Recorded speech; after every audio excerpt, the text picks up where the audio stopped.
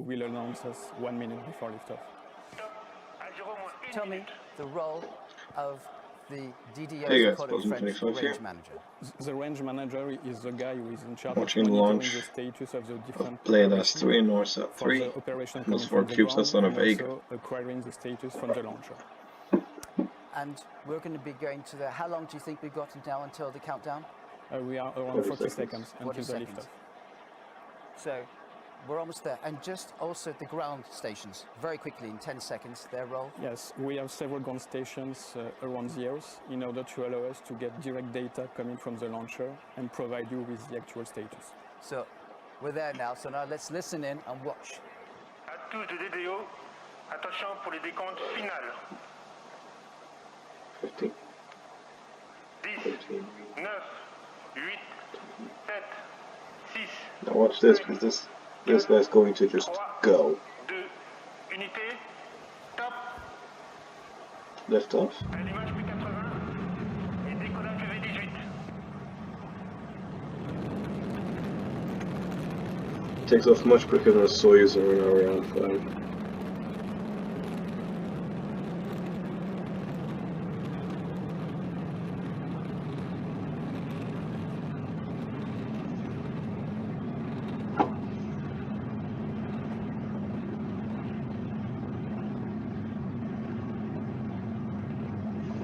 Le champ est nominal. Of course, most of the Vega stages are solid fuel. No, it's always something very beautiful to look at. So we're into it now. What happens?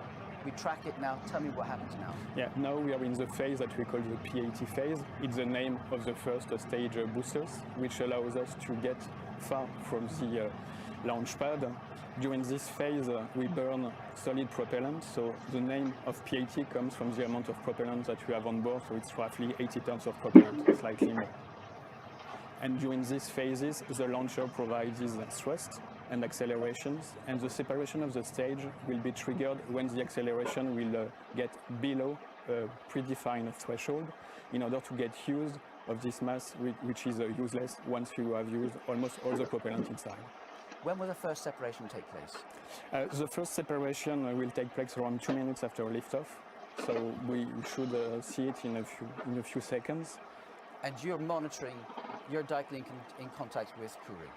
Yeah, I have a direct contact with the people who are getting the real-time telemetry data and who are monitoring the current status of the launch. So as soon as I will get the confirmation, I will let you know along all the mission. And this is the next really important.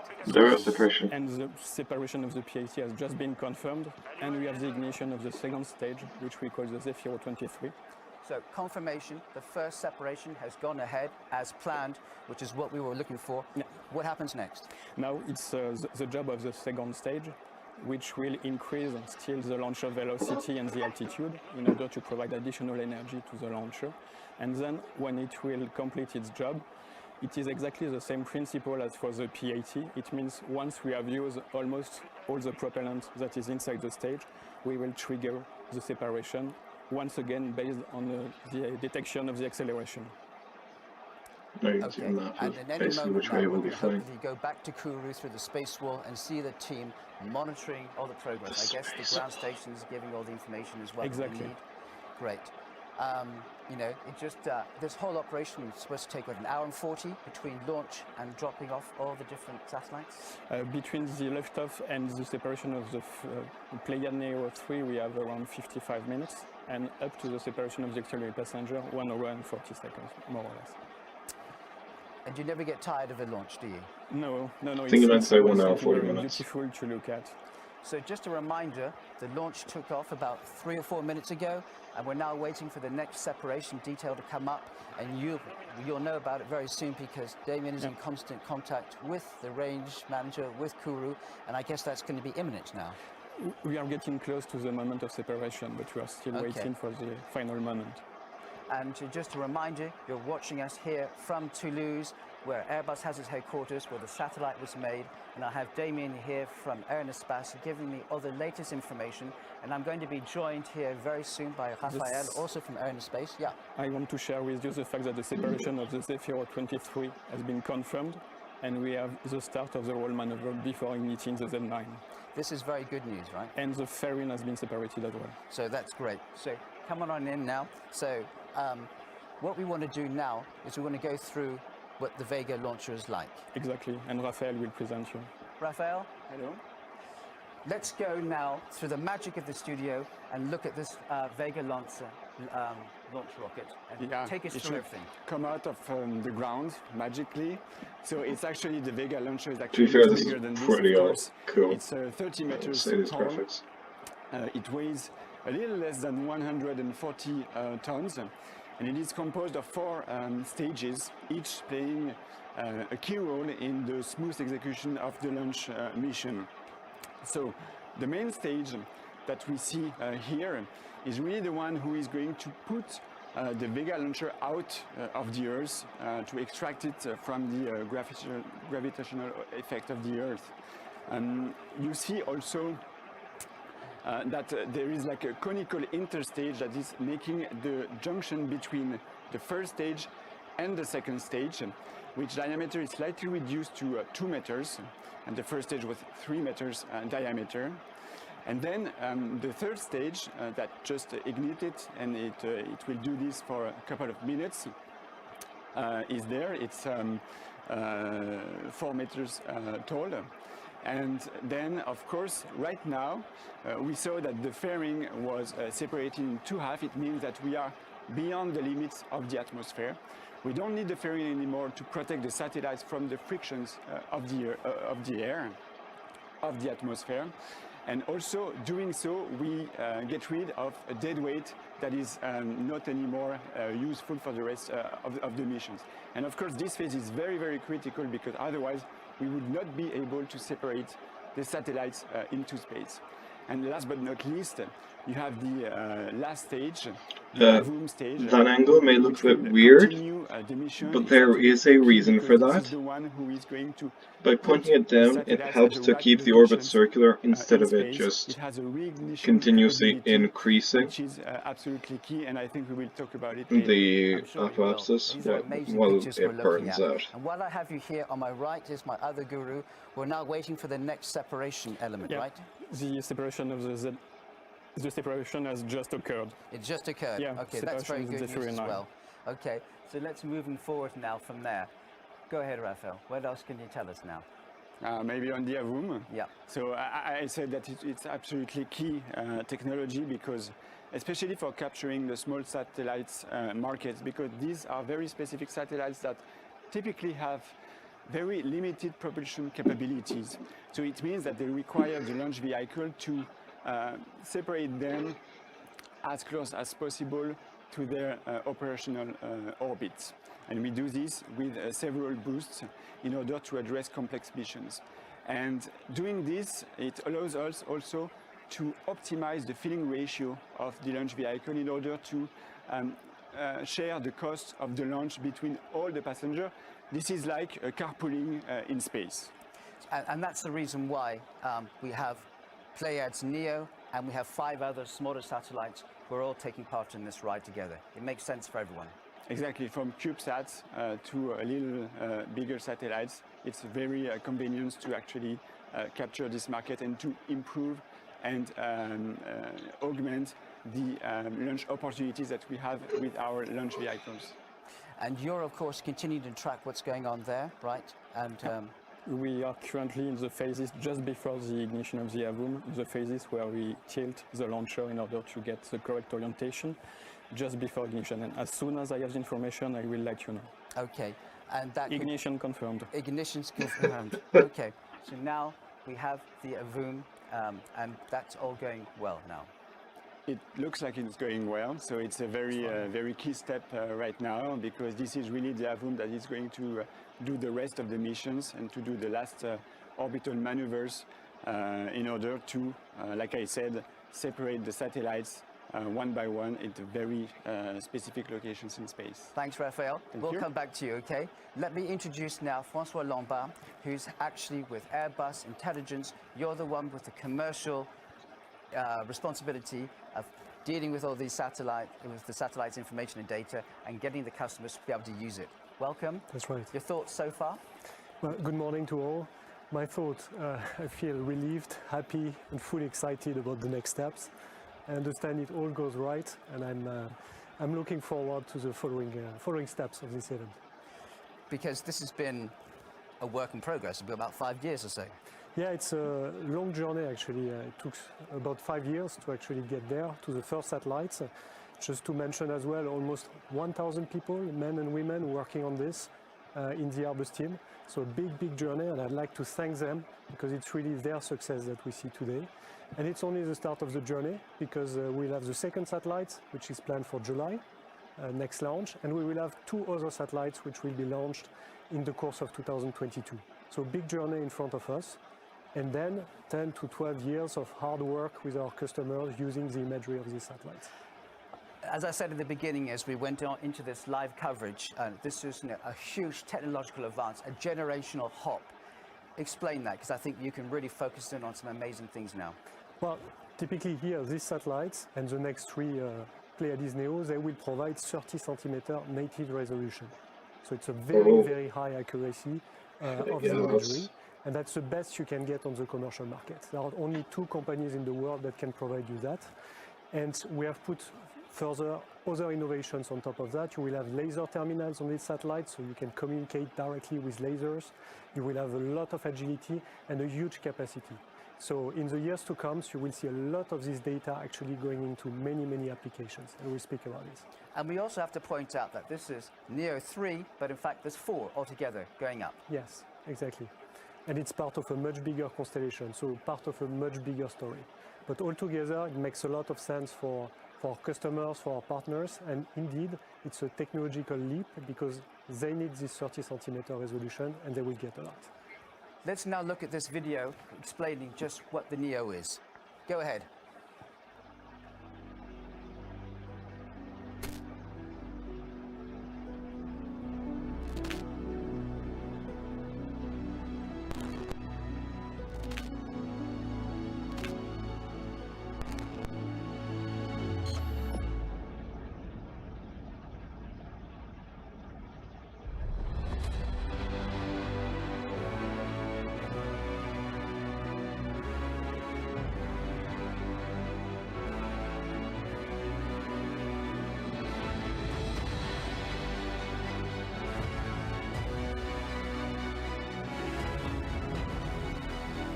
Let's go on solid rules.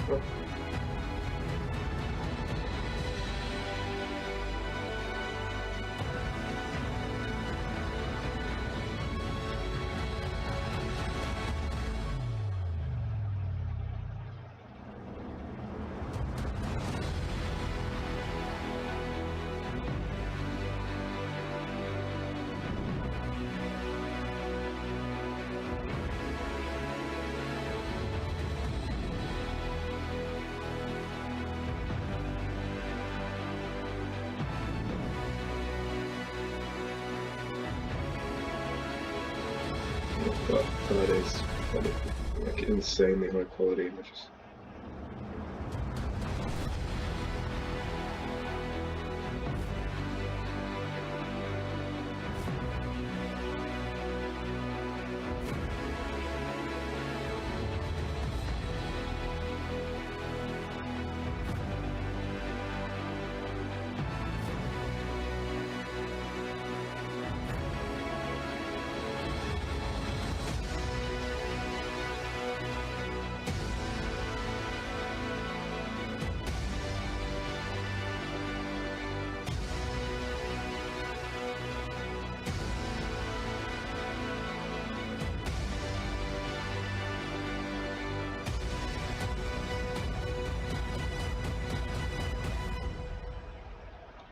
Good, we have the average over.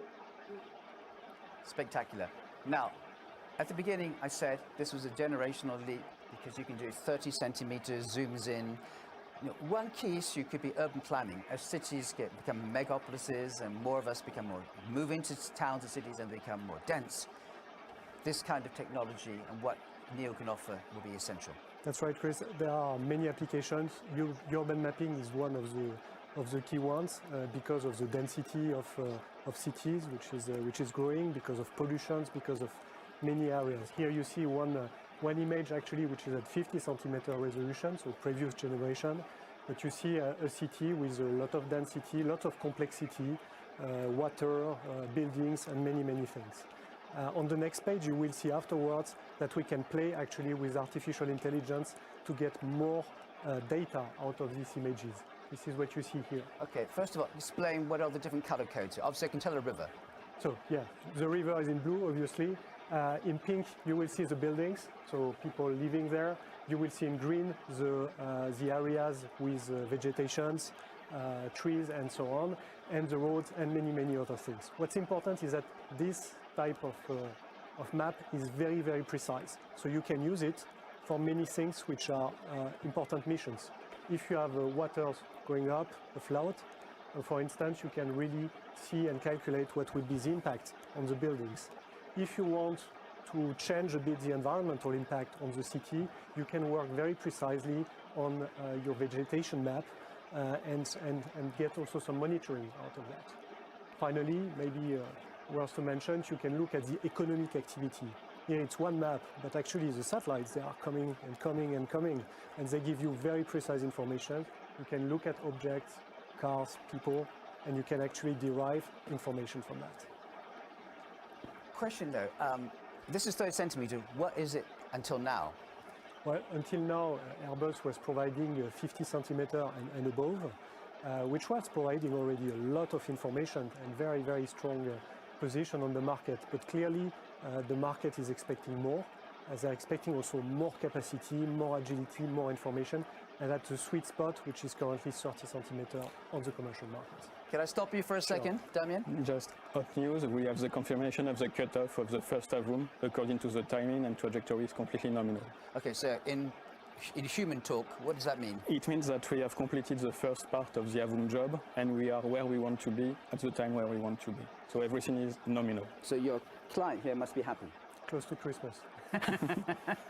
Well, that's good news. We'll wait for more from you coming up. For sure. So let's take this a bit further now. It's not just, and I'm interested in the AI, but you'll talk to me about that in a second, but pollution and maritime issues also could be extremely relevant with this new. Indeed, maritime surveillance, maritime security, maritime pollutions are topics which are more and more important. In the maritime domain, you have one additional difficulty, which is that you are looking at very, very broad areas. That's where, again, you need a lot of capacity, several satellites. But sometimes you are also looking at very precise things, looking for a ship which you have lost. Here on this image, which you see here, you have actually a tanker here. This tanker was hijacked, and nobody could find them. The only way to find them was to use our satellites.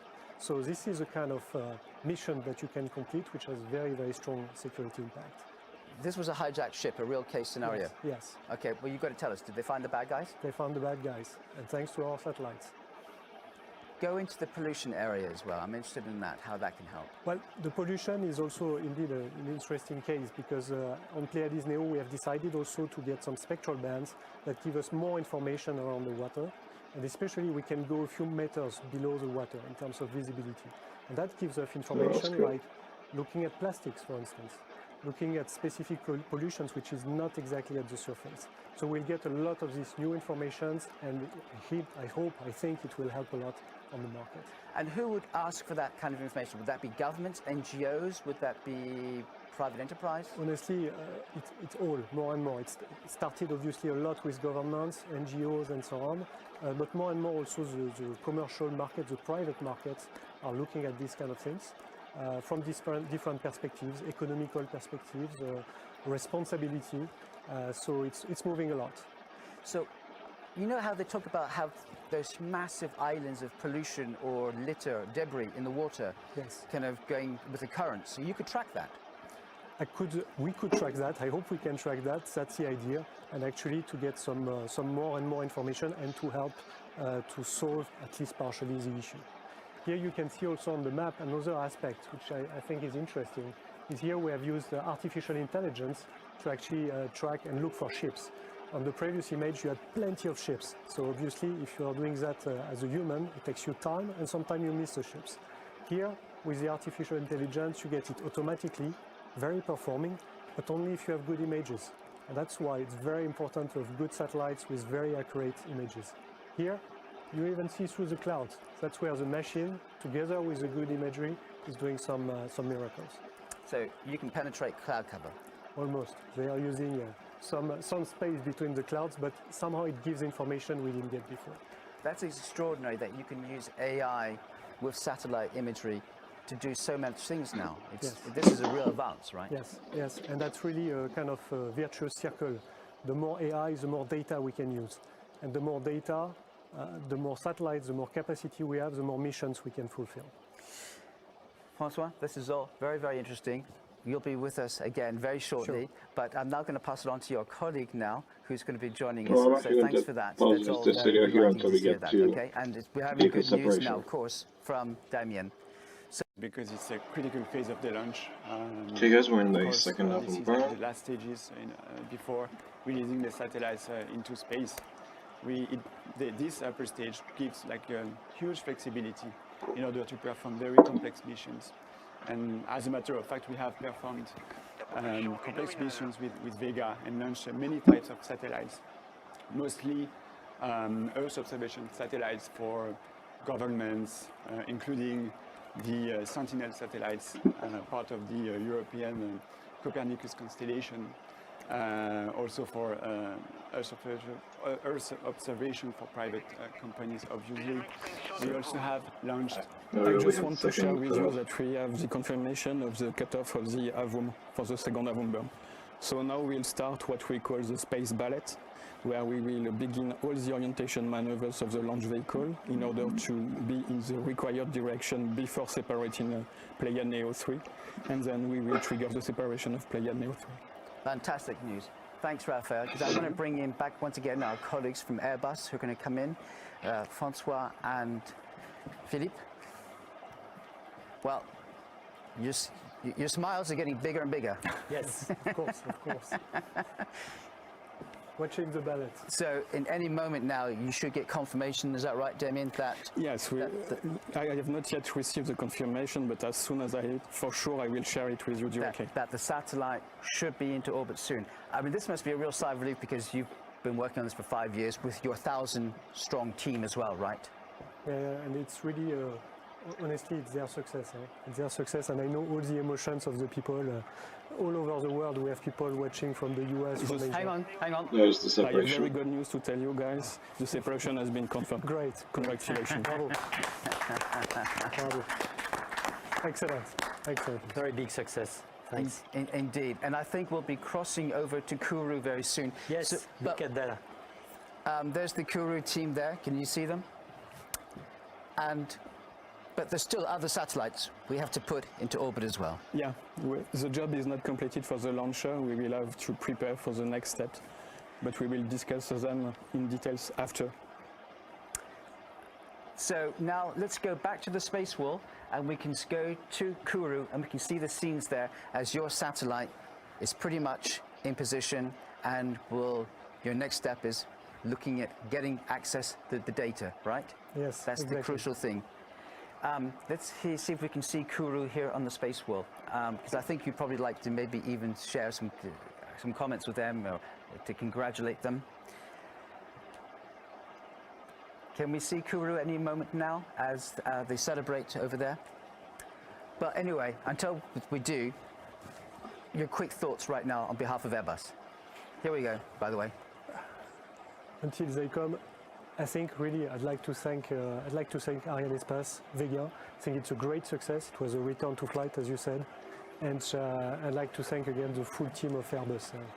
That's the main thought coming to my mind. Okay, Stéphane. I've got Stéphane Israel here, the CEO of Arianespace, more relaxed than he was earlier before the launch. Your thoughts? I presume that's just signaled away, or he's not. Yes. So I want to thank our Airbus customer. I see on the screen Philippe and Francois. They are all the partners for us, demanding partner, which is normal when you're an ambitious project. So far so good. All the information we have on Pléiades Neo are positive. So success is here, and this is a very important milestone for Airbus, for Vega, for Arianespace, and all its partners. Okay, do you want to say anything to them? I think, a big thank to Arianespace and to Avio. These are colleagues. We are all on the same boat. We've been working so hard to get Vega back to flight and back to launch. And it's a great success. We now have a comment from the new president of the CNES, the French Space Agency. Let's listen in to what he has to say, okay, and we'll come back to you. Over to you. I'm waiting for the third, Brendan. There will be another pause. La mission n'est pas encore totalement terminée, mais d'abord quand même je veux me féliciter de cette première partie de la mission qui s'est parfaitement déroulée, et puis je veux me féliciter aussi du retour en vol de Vega. On attendait tous ce moment. Je suis persuadé que c'est le premier d'une longue série. Vega est un lanceur qui est important dans la famille européenne des lanceurs, et on est très heureux de le voir aujourd'hui partir de Kourou. Pléiades Néo s'inscrit dans une tradition forte française d'excellence autour de l'observation de la Terre, l'observation optique de la Terre. Pléiades Néo, c'est la grande famille des satellites avec Spot, avec Helios, avec Pléiades évidemment, et puis avec les satellites militaires aussi d'observation de la Terre.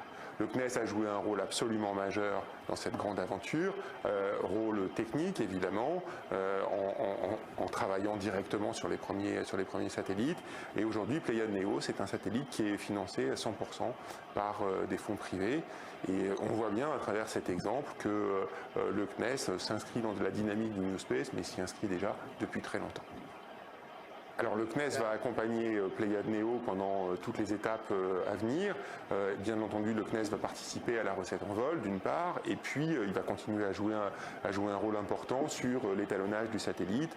C'est quelque chose qu'il sait très bien faire parce qu'il a toute une expertise qui vient des origines de la filière depuis Spot. Et la suite, c'est CO3D. En 2023, on va lancer 4 satellites CO3D issus d'un partenariat public-privé qui vont nous permettre de faire de l'observation de la Terre en 3 dimensions. Le CSG garantit l'autonomie de l'accès à l'espace pour tous les pays d'Europe. On y est tous extraordinairement attachés.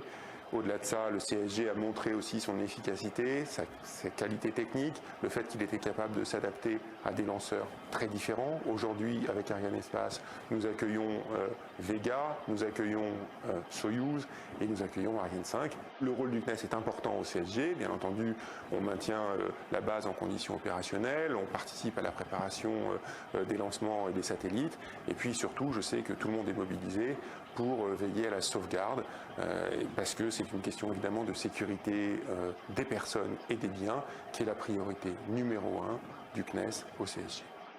J'attends avec impatience le moment où je pourrai venir et être parmi vous, à la fois pour participer à la vie du centre, pour discuter des grands enjeux et de l'avenir du centre, et puis bien entendu aussi pour un prochain lancement directement avec vous. That was the new president of the French Space Agency. Just 1 hour ago, the first Vega launch of 2021 took off with the NEO satellite on it. It's being put into its orbit right now, and we can go across to Kourou, where there's going to be a lot of happy smiles there. And let's see the team right now who are behind that successful launch. Gentlemen, over to you. Your thoughts, all 3 of you. Okay, thank you. I would first like to thank a big thanks to Arianespace and Avio for this successful launch. It was a very long-awaited time since we have started this program 5 years ago, and today we can really start our journey for our service in the coming 10 years. And I have a special talk also today for the hundreds of Airbus people who are attending this live meeting at home and in front of the screen, because due to the pandemic. And I hope that the next flight in 3 months from now will be the opportunity to have a physical event that we all deserve for that. Just a few words on my side. I want to thank you, the customer, Airbus, of course. I'm very happy for you and for all the people who were waiting for this moment. As usual, it's amazing to consider that the separation moment is something that's it's very different for us. On our side, we accomplished our mission, and on your side, we just start. So we wish Pléiades Neo 3 a long, safe, and peaceful life. Thank you, Fabrizio. There's very strong emotions tonight, mixture of joy, of relief for this successful launch, and pride also. So I will really like to thank and congratulate all the Airbus team of teams and our industrial partners around the world who have given the best of themselves for this great project. So here we are. This is your moment, and let's celebrate. A quick question to both Philippe and Fabrizio. You worked together on this Pléiades Neo. What was it like between Airbus Defence and Arianespace? Our cooperation have started in June 2017 when we signed this contract for launch of the 4 Pléiades Neo, and since this time it was a long journey. And I would say that the cooperation took on a concrete meaning when we have to face hard times, I would say, with some difficulties, the development delays, the failures, and the COVID crisis also to manage. And we had all to have a good cooperation all together to recover from this time. And today we are where we are, and it's good, very good sign. Thank you, Philippe. Yes, just a few words on my side also. What I can say is that the communication, the exchange on a programmatic point of view or technical point of view have always been very open-minded, cooperative, proactive. So I want to thank you, the customers, all your team, and also my colleague, Véronique Lazel, that she can be here for the COVID pandemic, but it's thanks to her because he accompanied the customer all over these last 4 years. Lena, when will you actually establish contact with the satellite, do you think? Yes, so at 5:44 Toulouse, in Toulouse, the Airbus control center will receive the first telemetries. So our operational team and our satellite experts are gathered in this control center to run the first operations in orbit. So they have a very dense planning for the next days. They are very focused and well prepared. So I send them my warm encouragements, and we keep in touch, of course, in the next hours. Gentlemen, well done. You're probably going to need a bit of rest soon, but you still have some work to do. But thanks very much for talking to us so hot off the press after these big, important announcements. So, but we can now go, okay, let's go back to staying in Kourou, and we're now going to speak to Danielle over. I'm just going to pause the video here again, and I'll see you for the next deployments.